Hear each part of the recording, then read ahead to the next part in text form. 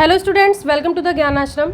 और आज की क्लास में हम लोग समन्वय के बारे में पढ़ेंगे, क्योंकि प्रबंध के लिए समन्वय का बहुत महत्व होता है। बिना समन्वय के प्रबंध नहीं हो सकता, इसीलिए समन्वय को प्रबंध का सार कहा जाता है।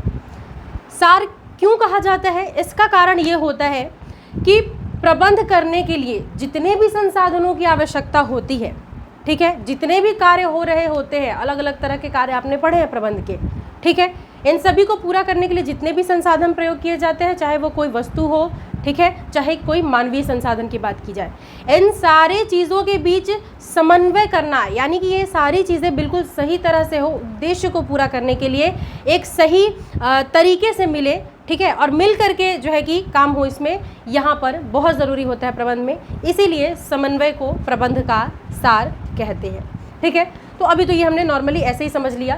पहले हम समझते हैं कि समन्वय होता क्या है, ठीक है। तो समन्वय का जो अर्थ है वो यहाँ पर लिखा हुआ है। समन्वय का शाब्दिक अर्थ होता है मिलजुल कर काम करना, ठीक है। समन्वय का मतलब हम बार बार कहते हैं कि जब हम लोग अर्थ समझ रहे थे तो वहाँ पे भी एक समन्वय वाला पिक्चर के थ्रू जब हम आप लोगों को समझा रहे थे कि क्या क्या चीज़ें होती हैं प्रबंध में, तो वहाँ पे समन्वय वाला था जहाँ पे बहुत सारे लोग इकट्ठा थे और वो एक उद्देश्य को पूरा करने के लिए एक दूसरे के साथ मिल करके काम कर रहे थे। तो वही बात यहाँ है, समन्वय का शाब्दिक अर्थ क्या है? मिलजुल कर काम करना। मिलजुल कर काम करना, कौन मिलजुल के काम करेगा? जितने भी लोग व्यवसाय से जुड़े हुए हैं, सारे कर्मचारी, सारे अधीनस्थ, सारे अधिकारी, सभी लोग मिलकर के काम करेंगे, ठीक है।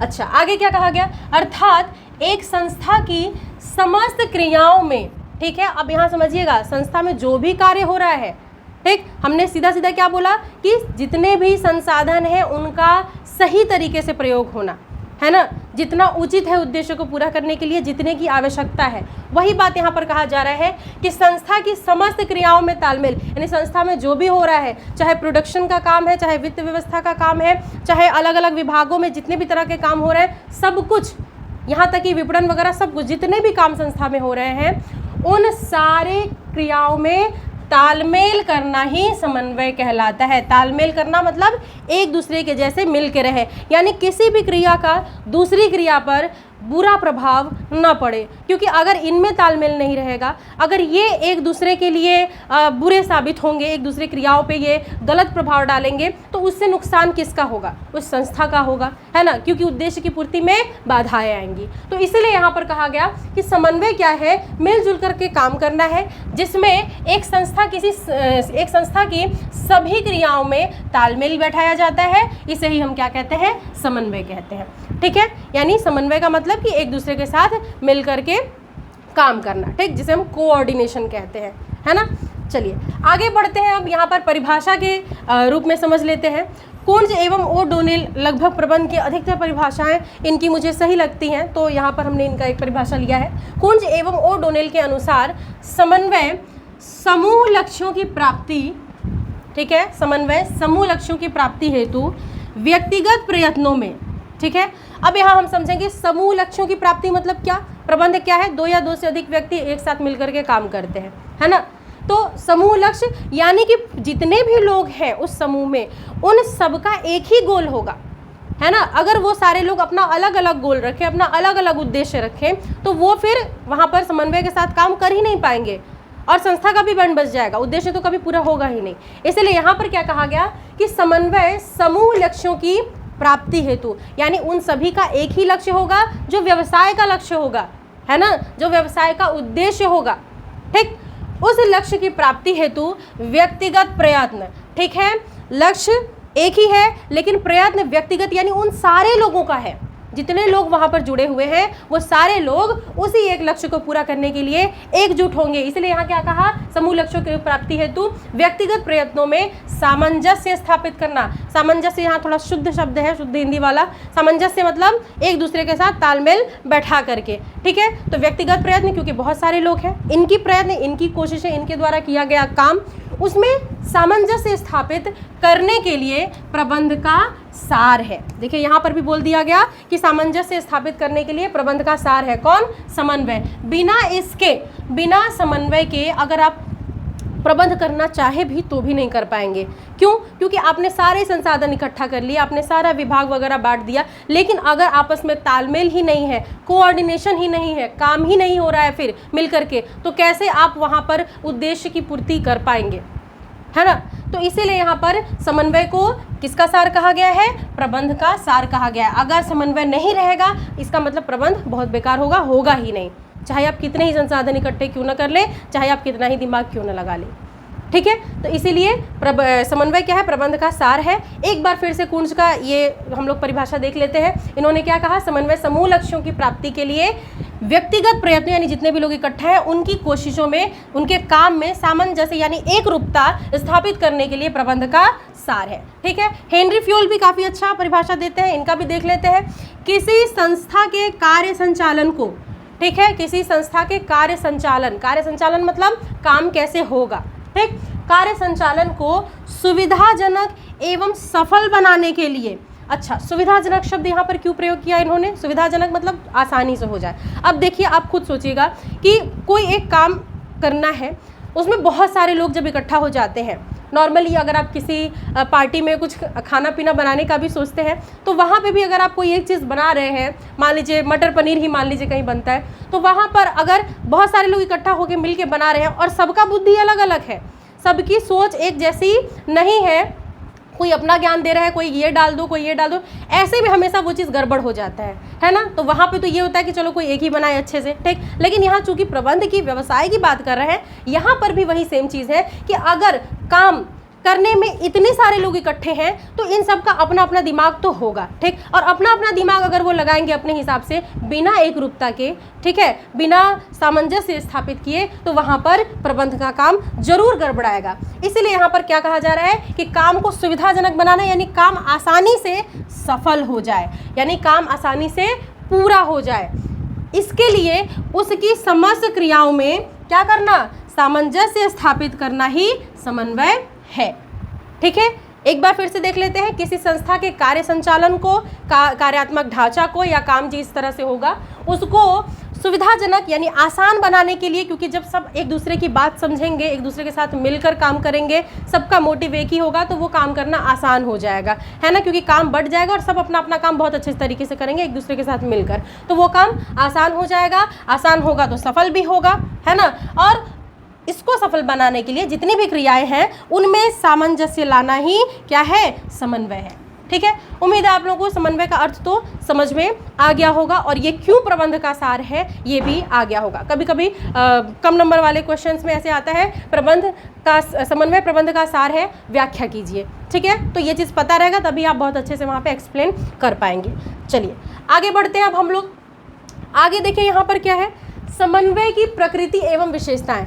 अब आप एक चीज़ ध्यान यहाँ दे रहे होंगे, क्योंकि आप लोग बिल्कुल फर्स्ट चैप्टर से स्टार्ट कर रहे हैं, तो हम ये आइडिया एक बार आप लोग को दे ही देते हैं, और इससे पहले भी हमने बताया है कि जो विशेषताएं और प्रकृति है इसके पॉइंट बहुत ज़्यादा मैच करते हैं। हालांकि मैंने प्रबंध की विशेषता, प्रबंध की प्रकृति अलग अलग पढ़ाया, लेकिन आप लोगों ने देखा होगा कि बहुत सारे पॉइंट्स सेम थे। अब यहाँ जो हेडिंग है इसमें प्रकृति भी लिखा है और विशेषता भी लिखा है, तो प्रकृति पूछे चाहे विशेषता पूछे, आप यही सारे पॉइंट वहाँ पर एक्सप्लेन करेंगे। ठीक है, चलिए तो इसकी विशेषता या इसकी प्रकृति की बात कर ले। यहाँ पर सबसे पहली बात क्या कही गई कि जो समन्वय है वो सामूहिक कार्यों में एकात्मकता लाता है। ठीक है, समन्वय क्या है? सामूहिक कार्य। सामूहिक कार्य यानी ऐसा काम जो समूह में किया जा रहा है, कुछ लोग हैं जो इकट्ठा हुए हैं और एक साथ मिलकर के काम कर रहे हैं एक उद्देश्य से, तो उनके कार्य में एकात्मकता कब आएगा? जब सभी लोगों का उद्देश्य एक होगा, तभी तो एकात्मकता आएगा। जब सभी लोग एक विचारधारा से काम करेंगे, जब सभी लोग एक दूसरे के साथ मिल के काम करेंगे, सबको पता होगा कि हाँ हमें करना तो यही है, मोटिव तो हमारा यही है।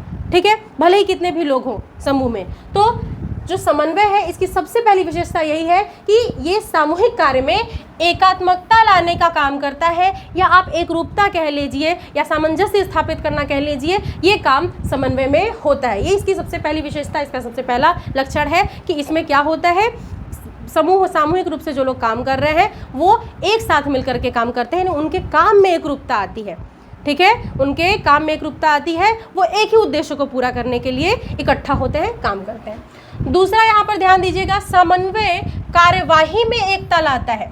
अच्छा, दोनों लगभग सेम टाइप का ही पॉइंट है, लेकिन बात वही है, समझ लीजिएगा। समन्वय कार्यवाही में यानी कि जितने भी कार्य हो रहे हैं उनमें एकता लाता है, ठीक है। यहाँ पर सामूहिक कार्यों में एकता लाना यानी कि सब लोग मिलकर जो काम कर रहे हैं, और यहाँ पे कार्यवाही यानी हर कोई जो काम कर रहा है, तो दोनों पॉइंट लगभग सेम ही है। इसको अच्छे से समझ लीजिएगा आप लोग। यहाँ पर एक साथ काम की बात किया है और यहाँ पे कार्यवाही हर एक का काम जो है उसकी बात कर रहा है, यानी जो जिस काम को जैसे करेगा वो एक जैसा ही रहेगा, एक उद्देश्य को ध्यान में रखते हुए ही होगा, ठीक है।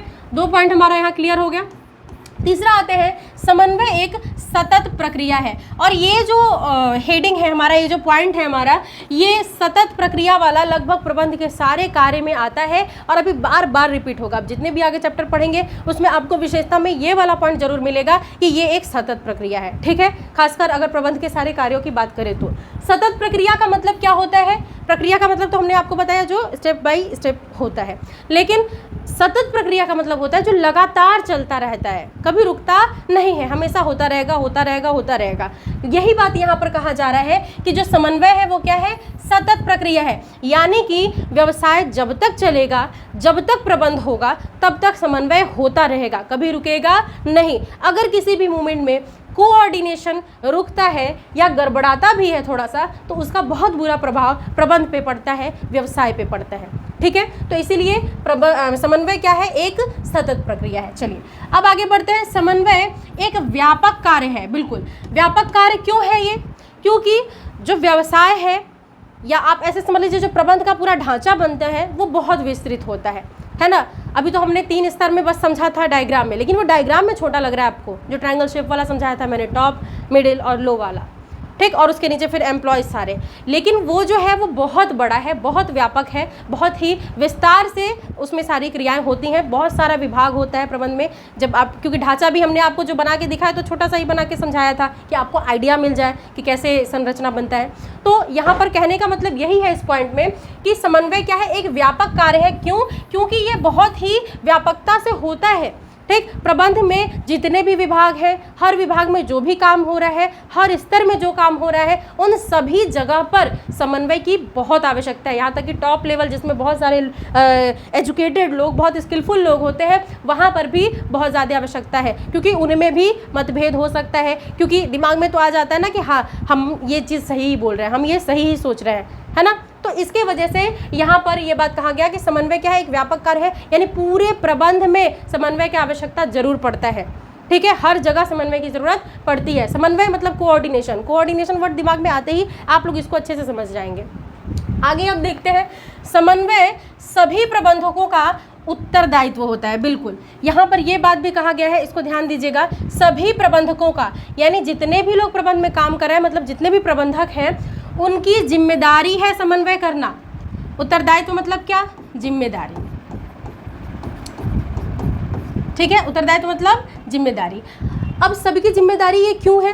क्योंकि बिना इसके प्रबंध में कोई काम ही नहीं होगा, ठीक। कोई भी प्रबंधक है वो भले ही कितने भी अच्छे से सारा मैनेजमेंट कर ले, लेकिन अगर वो कोऑर्डिनेशन नहीं बना पा रहा है अपने लोगों में जिनके साथ मिलकर वो काम कर रहा है, तो वहाँ सारा काम गड़बड़ाएगा। इसीलिए प्रबंधकों की जिम्मेदारी है, उनका उत्तरदायित्व है कि वो समन्वय बनाए रखें, कोऑर्डिनेशन बनाए रखें। समझ में आया? अब आगे बढ़ते हैं। समन्वय एक ऐच्छिक कार्य है। अब यहाँ पर आप लोग ध्यान दीजिएगा, क्योंकि आप इसको देखे हैं कि आप इसको प्रमुख कार्यों में तो देखे नहीं, प्रमुख बस 5 कार्य थे, ये अलग से है। और दूसरी बात ये कि इसके लिए अलग से कुछ ऐसा नियम वगैरह नहीं बनाया गया, और ना ही आप इसको किसी पे थोप सकते हैं, ठीक है। कहीं भी अगर कोऑर्डिनेशन की बात आती है तो वहाँ पर आप किसी को बोल नहीं सकते कि तुमको समन्वय करना है, ऐसे करके नहीं होगा।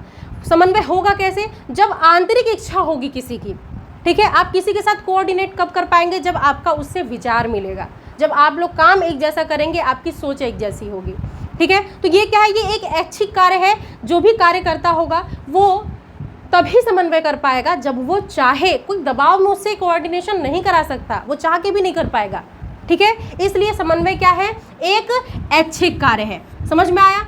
चलिए अब आगे हम लोग बढ़ते हैं समन्वय की आवश्यकता एवं महत्व पे। अब यहाँ आपको एक और आइडिया समझ में आ रहा होगा कि चाहे प्रकृति पूछे चाहे विशेषता पूछे, पॉइंट सेम होते हैं। उसी तरह चाहे आवश्यकता पूछे चाहे महत्व पूछे, क्योंकि ज़रूरत क्यों पड़ रही है, क्योंकि उसका कोई महत्व है उस काम में, इसीलिए तो इसीलिए कभी कभी ये दोनों पॉइंट अलग अलग दिया रहता है। वैसे अधिकतर हेडिंग आपको सेम मिलेगा, आवश्यकता एवं महत्व, लेकिन फिर भी बाई चांस अगर ऐसा कुछ अलग आ जाता है तो आप बिल्कुल कंफ्यूज नहीं होंगे, वही पॉइंट आराम से लिख सकते हैं जो आपने आवश्यकता में पढ़ा था। खैर, तो यहाँ देखते हैं समन्वय की आवश्यकता एवं महत्व में 3 ही आवश्यकता और महत्व यहाँ पर इसके बताए गए हैं, लेकिन इनको काफ़ी अच्छे से समझना है। सबसे पहला, जरूरत क्यों पड़ता है समन्वय का? संगठन के आकार की वजह से। संगठन के आकार की वजह से, क्योंकि संगठन का आकार बहुत बड़ा होता है। ठीक है, हमने आपको बताया बहुत सारे विभाग होते हैं, बहुत सारे प्रभाग होते हैं। अभी आगे आपको जब संगठन वाला चैप्टर आप पढ़ेंगे तो आप समझेंगे कि आखिरकार जो स्ट्रक्चर पूरा तैयार होता है वो कितना ज़्यादा बड़ा होता है और कितने लोग उसमें काम करते हैं। ठीक है, तो संगठन का आकार बहुत बड़ा होता है, वहाँ पर समन्वय की आवश्यकता जरूर पड़ेगी, क्योंकि ज़्यादा बड़ा आकार है, ज़्यादा लोग हैं, तो समन्वय की ज़रूरत पड़ेगी। एक तो इस तरीके से इसको समझ सकते हैं। दूसरी बात यहाँ पर संगठन का समन्वय का महत्व यहाँ पर इसलिए है व्यवसाय में या प्रबंध में, क्योंकि जैसे जैसे संगठन बढ़ता है, संगठन का आकार बढ़ता है। ठीक है, क्योंकि समय हमेशा एक जैसा नहीं रहता, जरूरी नहीं कि जो स्ट्रक्चर पहले था उतने पे ही अभी भी काम होगा। डिमांड बढ़ता है, जब प्रोडक्शन ज़्यादा करना होगा, जगह बढ़ाना होगा, स्ट्रक्चर अपने आप बढ़ेगा, लोगों की संख्या, काम करने वाले लोगों की संख्या अपने आप बढ़ेगी। तो जब ये सारी चीज़ों का विस्तार होगा ना, कहने का मतलब जब संगठन के आकार का विस्तार होगा, क्या होगा? विस्तार होगा, यानी वो बढ़ेगा, तो हमें समन्वय को भी बढ़ाना पड़ेगा, क्योंकि जो नए लोग आ रहे हैं उनको भी तो कोऑर्डिनेट करना होगा सबके साथ मिलके। तो इसीलिए समन्वय की सबसे बड़ी आवश्यकता यहाँ पर संगठन के आकार के लिए आ जाती है। जितना भी बड़ा आकार है, समन्वय का जरूरत जरूर पड़ेगा, बढ़ेगा तो समन्वय की भी जरूरत बढ़ेगी, और घटने की तो बात ही हटाइए। ठीक है, तो आप समझ जाइएगा कि सबसे पहला महत्व उसके आकार के लिए है, क्योंकि बहुत बड़ा आकार होता है, बहुत सारे लोग होते हैं, और ऐसा कोई व्यक्ति नहीं है जो अपने आप को कम समझेगा। सब खुद को बहुत एक्सपर्ट समझते हैं, और वहाँ पर वो अपना बुद्धि अगर लगाएंगे, कोऑर्डिनेट नहीं कर पाएंगे, एक उद्देश्य के लिए काम नहीं कर पाएंगे, तो वहाँ पर सारा काम गड़बड़ा जाएगा। इसीलिए विस्तृत आकार की वजह से, विस्तार वाला जो आकार होता है उसकी वजह से समन्वय का बहुत ज़्यादा आवश्यकता जो है कि प्रबंध में पड़ता है। अब आगे दूसरे पॉइंट पे हम लोग बढ़ते हैं, कार्यात्मक विभिन्नता में। अब यहाँ समझिएगा, कार्यात्मक विभिन्नता यानी काम में अलगाव। विभिन्नता मतलब अलग अलग, कार्यात्मक मतलब काम का। ठीक, तो जितना भी विभाग है, ध्यान दीजिएगा, जितना भी विभाग होगा, चाहे हमने बताया था आपको कच्चे माल का अलग विभाग होता है, वित्त का अलग विभाग होता है, विपणन का अलग विभाग होता है, विक्रय का अलग विभाग होता है, उत्पादन का अलग विभाग होता है पूरा। तो ऐसे करके बहुत सारे विभाग होते हैं, तो अलग अलग विभागों में अलग अलग काम होता है। ठीक, अलग अलग काम होता है, और सभी को लगता है कि हमारा डिपार्टमेंट बहुत अच्छा है, हम बहुत अच्छे से अपना सारा काम संभाल रहे हैं। ये चीज़ों में मतभेद होने लगता है, इसकी समस्या आ सकती है। इसीलिए काम जो अलग अलग सबका बटा है ना, तो वो एक दूसरे का मतलब महत्व नहीं समझ पाते हैं, या कह सकते हैं कि दूसरे विभाग के लिए वो उतना अच्छा नहीं समझ पाते हैं जितना अपने विभाग के लिए समझते हैं। तो यहाँ पर काम में अलग होने की वजह से समन्वय की और ज़रूरत पड़ती है, क्योंकि अगर समन्वय रहेगा तो वो दूसरे विभाग के साथ कोऑर्डिनेट करके काम आसानी से और बहुत अच्छे से कर सकेंगे, मिलजुल करके एक उद्देश्य को पूरा करने के लिए, जो पूरे व्यवसाय का उद्देश्य रहेगा। तो यहाँ पर दूसरा महत्व यहाँ पर यही बोला गया है कि काम अलग अलग है। ठीक, सबका काम अलग अलग है, तो ज़रूरत वहाँ पड़ेगी कि वो दूसरे विभाग के साथ भी कोऑर्डिनेट कर पाएँ, एक साथ मिलके काम कर पाएँ। ये नहीं कि खाली अपने विभाग का सोच रहे हैं, अपने बारे में सोच रहे हैं, ये नहीं होना चाहिए। आगे बढ़ते हैं विशिष्टीकरण पे। अगला महत्व इसका क्या है? विशिष्टीकरण। विशिष्टीकरण मतलब क्या? स्पेशलाइज चीज़ें, यानी स्पेशलाइज्ड लोग। प्रबंध में बहुत सारे विशेषज्ञ आते हैं, है ना, बहुत चीज़ें हैं जहाँ पर विशेषज्ञों की आवश्यकता पड़ती है, और अभी आगे इन चीज़ों के बारे में और डीपली आप लोग पढ़ेंगे। चूँकि अभी स्टार्टिंग है तो हम जितना चाहे आपको कोशिश कर रहे हैं समझाने की। ठीक है, तो विशिष्टीकरण की वजह से समन्वय की आवश्यकता क्यों पड़ती है? तो विशिष्टीकरण इसलिए क्योंकि बहुत सारे विशेषज्ञ आते हैं, और जब विशेषज्ञ हैं तो आप सोच सकते हैं कि उनकी जो क्वालिफिकेशंस है, जो उनका एक्सपीरियंस है, जो उसका स्किल है, इसका उनको अपने ऊपर बहुत ज़्यादा रहता है कि हाँ, हम जो बोल रहे हैं, हम जो मत दे रहे हैं, हम जो समझा रहे हैं, या हम जो इसका समाधान निकाल रहे हैं काम का, वो ही सबसे बेहतर है। ऐसा हो जाता है, और विशेषज्ञों में ही मतभेद होने की संभावना हो जाती है। तो इसीलिए विशिष्टीकरण जो है, जिसमें बहुत सारे विशेषज्ञ आते हैं, ठीक है, और इनके दिमाग एक जैसे नहीं रहते हैं, सब अपने आप को बहुत बेहतर, बहुत अच्छा समझते हैं, ऐसा बहुत जगह देखने को मिलता है। तो वहाँ पर समन्वय की बहुत ज़रूरत पड़ जाती है, ताकि उन विशेषज्ञों में भी जो है कि कोऑर्डिनेशन बहुत अच्छे से बना रहे, ताकि वो उन सारे विशेषज्ञों के दिमाग का जो एक निचोड़ कहते हैं वो समाधान के रूप में बाहर निकल करके आए, किसी भी समस्या के समाधान के रूप में, कि सारे विशेषज्ञ उस तथ्य को अच्छे से समझ रहे हैं, ठीक, उसका अच्छा प्रभाव बुरा प्रभाव सब कुछ अच्छे से समझ रहे हैं और फिर उसका समाधान उस समस्या का कर रहे हैं। तो वहाँ पर भी समन्वय का बहुत ज़्यादा ज़रूरत पड़ जाता है, क्योंकि विशेषज्ञों का भी दिमाग अपना अलग अलग रहेगा, तो वहाँ पे भी कोऑर्डिनेशन की बहुत ज़्यादा ज़रूरत पड़ती है। ठीक है, तो उम्मीद है कि आपको समन्वय का अर्थ, उसकी परिभाषा, उसकी विशेषताएं और उसका महत्व समझ में आ गया होगा। ठीक है, तो मिलेंगे हम लोग अगली क्लास में। आज के लिए बस इतना ही। Thank you, bye.